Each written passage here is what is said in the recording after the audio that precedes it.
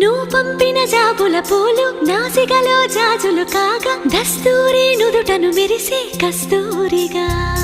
నీలేఖల అక్షరమాల నా మెడలో హారం కాగా చేరాతలు నా తల రాతను మార్చంగా నువ్వు రాసిన ఈ ఉత్తరమే నా మనసుకు అర్థంగా నువ్వు చేసిన ఈ సంతకమే మన ప్రేమకు పసుపు కుంకుమ అర్థంగా